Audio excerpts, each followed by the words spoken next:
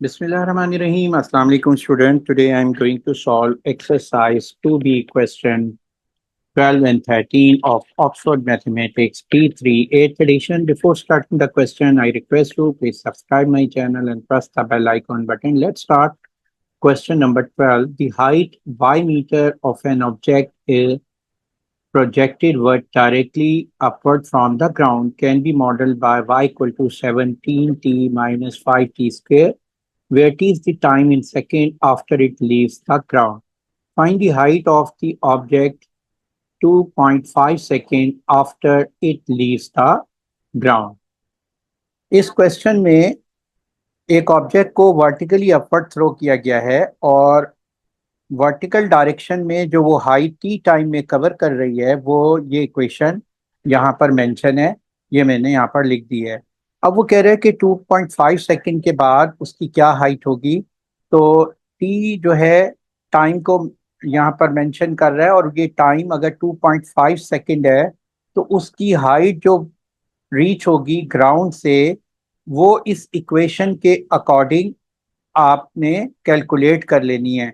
तो आपने ये जो इक्वेशन दी हुई है y equal to 17t minus 5t square, इसमें t की वैल्यू 2.5 सेकेंड हम रखेंगे तो हम उससे y की जो वैल्यू कैलकुलेट होगी तो वो हम कैलकुलेट कर लेते हैं। तो यहाँ मैंने लिख दिया when t equal to 2.5 second then y will be equal to 17t minus 5t square. तो t की रिप्लेस पे ये वैल्यूज लिख देंगे हम 2.5 और इधर 2.5 स्क्वायर। अब इसको हम कैलकुलेट कर लेते हैं। 17 को 2.5 से जब मल्टीप्लाई करते हैं तो ये हमारे पास वैल्यू आ जाती है 42.5 और 2.5 स्क्वायर होता है 6.25।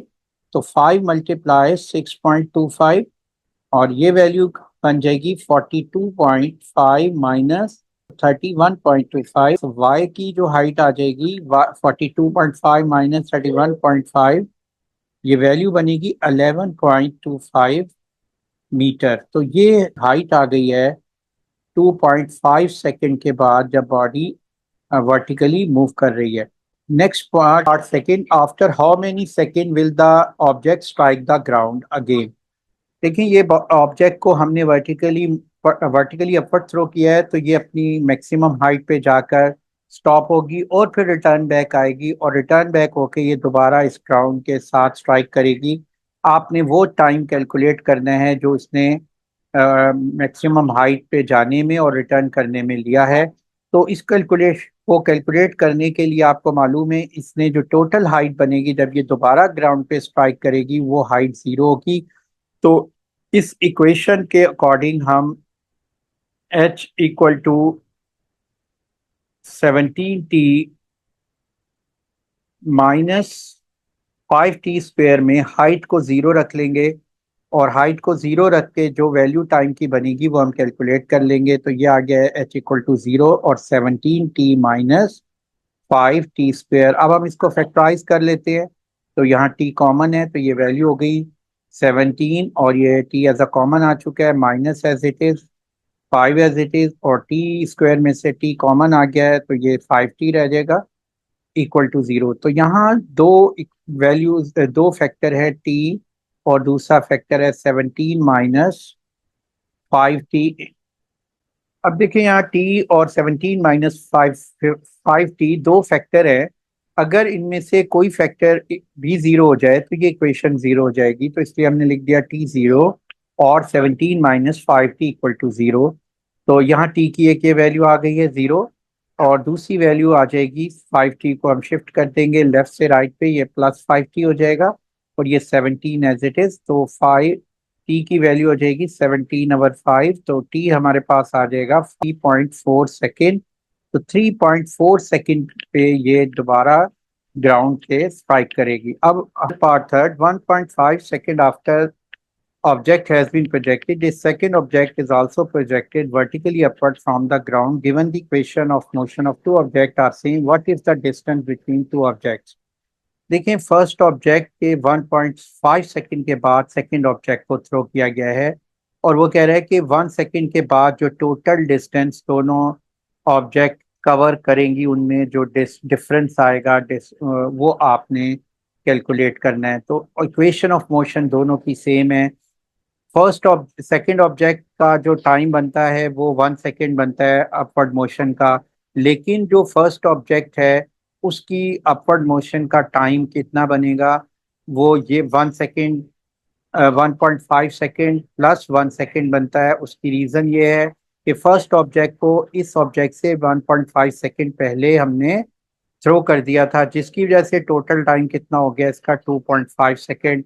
और आपने इस 2.5 सेकेंड में y1 जितना डिस्टेंस कवर करती है वो कैलकुलेट कर लेना है, और y2 जो 1 सेकेंड में जितना डिस्टेंस कवर करेगी वो कैलकुलेट करना है, और दोनों का डिफरेंस लेंगे तो आंसर आ जाएगा। 2.5 सेकेंड में जो डिस्टेंस फर्स्ट ऑब्जेक्ट ने कवर किया था यहाँ पर वो मेंशन है, वो है 2.5 सेकेंड में जो टोटल डिस्टेंस है वो 11.25 मीटर है। तो ये वैल्यू हम यहाँ पर लिख देंगे 11.25 मीटर, और y2 कैलकुलेट कर लेंगे 7। इस वैल्यू को रखेंगे 1 सेकेंड में जो टाइम कवर डिस्टेंस कवर हो रहा है 17 × 1 - 5 × 1 स्क्वायर। तो ये वैल्यू मेरे पास आ जाएगी 12 मीटर। अब स्टूडेंट्स के माइंड में आता है कि ये जो ऑब्जेक्ट है इसने 2.5 सेकेंड में 11.25 किया, इसने 1 सेकेंड में 12 मीटर किया, इक्वेशन ऑफ मोशन सेम है, कैसे पॉसिबल है। बेसिकली यहाँ पर दोनों ऑब्जेक्ट्स जो हैं, अगर आप नोट करो कि पिछले पार्ट में हमने इसका टोटल टाइम निकाला था कि जब वो रिटर्न करता है वापस आके स्ट्राइक करता है ग्राउंड का, वो था 3.4 सेकेंड। यानी जाने का टाइम 1.7 सेकेंड और वापस आने का 1.7 सेकेंड। इसलिए इसका मतलब है 2.5 सेकेंड में जो ऑब्जेक्ट है अपवर्ड मूव करके वापस आ गई है। फर्स्ट केस में फर्स्ट ऑब्जेक्ट यहाँ पर पहुंचती है तो उसका जो हाइट बनती है वो ऑब्वियसली कम बनेगी, क्योंकि रिटर्न होके आई है तो वो हाइट 11.25 होगी। जबकि सेकंड ऑब्जेक्ट जो है वो, उसको अगर आप उसकी मोशन को देखें तो वो उसने 1 सेकेंड में जो डिस्टेंस कवर करना है वो ऑब्वियसली एक ही डायरेक्शन में डिस्टेंस कवर होगा, अपवर्ड डायरेक्शन में। वो बनता है 12 मीटर और इसका बनता है 11.25 मीटर। दोनों का डिफरेंस हम ले लेंगे, इसलिए अब हम इसका डिफरेंस ले लेते हैं। यूं लिख लें कि distance between two object equal to 12 minus 11.25। तो ये वैल्यू आ गई 0.75 metre. Question 13. The height h meter of a ball projected directly upward from the ground can be modeled by this equation. T is the time in second after it leaves the ground. Find the height of the ball of 3.5 second after it leaves the ground. देखिए यहाँ पर ये equation दी हुई है, body vertically upward move करती है तो T time में जो हाइट कवर करती है वो ये हाइट है। टी जो है टाइम है जिसमें वो वर्टिकली अपवर्ड मूव कर रही है। अब आपने जब टी 3.5 सेकेंड है तो उसमें जो हाइट कवर करेगी वो क्या होगी, इस इक्वेशन में हम इस वैल्यू को सब्सटीट्यूट कर देते हैं तो हमारे पास हाइट आ जाएगी। तो 56 h equal to 56 into t के रिप्लेस पे मैंने वैल्यू लिख दी 3.5 माइनस 7 इंटू 3.5 होल स्क्वायर। तो इसको मल्टीप्लाई करेंगे 56 को 3.5 से, ये वैल्यू आ जाएगी 196 और ये वैल्यू आ जाएगी 85.75। -7 इंटू 3.5 स्क्वायर होता है 85.75। इसका डिफरेंस लेंगे, ये 110.25 मीटर जो है इसकी बॉल की हाइट आ जाएगी कितने सेकंड में, 3.5 सेकंड के बाद। अब सेकंड पॉइंट पे कह रहा है कि after how many second will the ball strike the ground again. अब देखें कि जब ये बॉल वापस ग्राउंड को स्ट्राइक करती है तो वो टाइम आपने कैलकुलेट करना है, तो वो उस वक्त हाइट क्या हो जाती है, दोबारा ज़ीरो हो जाती है। इसलिए इस इक्वेशन में अगर हम हाइट को ज़ीरो रख लेंगे तो हमारे पास वो टाइम आ जाएगा जिसमें ये ग्राउंड के साथ स्ट्राइक करेगी। तो यहाँ पर हम एच की रिप्लेस पे ज़ीरो लिख लेते हैं और इसमें 50 ये इक्वल हो जाएगा 0 इक्वल टू 50 माइनस 70 स्क्वायर। इधर हम कॉमन ले लेते हैं 70, क्योंकि 56 756 का कॉमन है, फैक्टर है। तो इसलिए 7 टाइम 8 56 होता है। 7 हमने कॉमन ले लिया तो 70 एज अ कॉमन आ गया, तो ये 7 टाइम 8 56, 8 आ गई value, minus as it is, और ये वैल्यू 7 कॉमन आ चुका है तो यहाँ टी रह जाएगी वैल्यू। तो ये वैल्यू हो गई है 70 × 8 - टी इक्वल टू 0। अब आप देखें 70 और 8 - टी दो फैक्टर हैं, अगर इनमें से कोई भी एक फैक्टर ज़ीरो हो जाए या दोनों ज़ीरो हो जाएं तो ये इक्वेशन क्या हो जाएगी, हमारे पास ज़ीरो बन जाएगी। इसलिए हमने ये 70 = 0 ले लिया और 8 - टी = 0 ले लिया। तो टी इक्वल क्या हो जाएगा, 0/7, यानी 7 इधर मल्टीप्लाई हो रहा है, इधर जाके डिवाइड हो जाएगा, तो टी 0 आ गया। और दूसरा टी क्या होगा, 8, यहाँ पर -टी राइट, लेफ्ट से राइट पे शिफ्ट हो जाएगा तो ये +टी हो जाएगा। तो टी की दो वैल्यूज आ गई हैं, 0 और 8। देखो 0 जब बॉल को वर्टिकली अपवर्ड थ्रो किया गया था उस वक्त टाइम 0 था, तो उस वक्त भी हाइट 0 थी। एक तो ये केस है, लेकिन वो रिटर्न करते हुए जब वापस आके स्ट्राइक करती है तो उस वक्त भी हाइट 0 होती है, तो वो जो टाइम है वो टोटल कितना बनता है, 8 सेकेंड बनता है। तो यहाँ पर हमने t = 8 सेकेंड, ये हमारा आंसर आ गया है। अब हमारे पास पार्ट थर्ड है, when will the ball 49 metre above the ground, explain why there are two possible answer. तो पहले तो हम ये कैलकुलेट करेंगे कि 49 मीटर अगर हाइट है तो इसकी उस 49 मीटर हाइट पे क्या टाइम होगा। तो h अगर हम 49 मीटर ले लें तो हम टाइम की वैल्यू पहले कैलकुलेट करेंगे, 56t - 70 स्क्वायर, ये वैल्यू हो जाएगी 56t - 70 square equal to 49 = 56t - 70 square.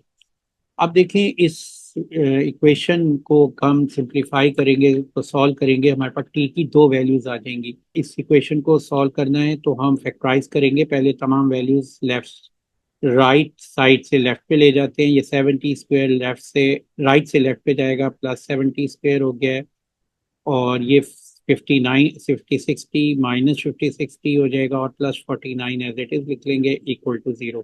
अब 7 से ये इक्वेशन डिवाइड हो रही है, डिवाइडेड बाय 7, तो ये t² रह जाएगी वैल्यू, और ये -7 टाइम 8 56, 80 + 7 = 0। इसको फैक्टराइज करें मिड टर्म ब्रेकिंग से, तो first term as it is लिख ली और last term as it is लिख ली। और 7 टाइम 1 क्या होता है, 7 होता है। हमने ऐसे दो फैक्टर लिखने हैं जिनको जब ऐड करें तो वैल्यू 8 आए और मल्टीप्लाई करें तो 7 आए, ऐसी दो वैल्यूज लेनी है। तो ये हमारे पास 7 × 1 है, तो यहाँ आ जाएगी 7t + 1t, और ये इसको सिंप्लीफाई कर लेते हैं। t² -70 - t + 7 = 0। First to term में जो कॉमन है वो हम लिख लेंगे, और यहाँ पर देखें क्या कॉमन आ रहा है, तो ये कॉमन आ रहा है टी, तो टी एज अ कॉमन लिख लिया, ये आ गया t - 7, और यहाँ -1 कॉमन है, ये वैल्यू भी t - 7 हो गई। तो t - 7 × t - 1 वो टाइम है जिस वक्त हाइट 49 मीटर होगी।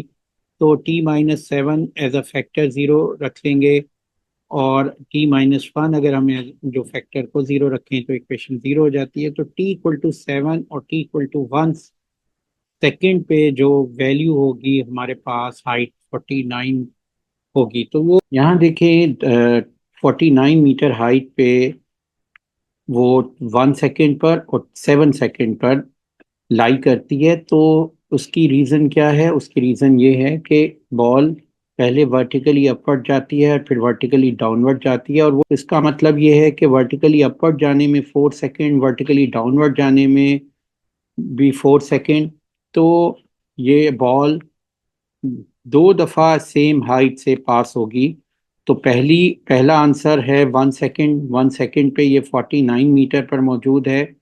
तो दोबारा ये 7 सेकेंड पे ये 49 मीटर पर से पास होगी।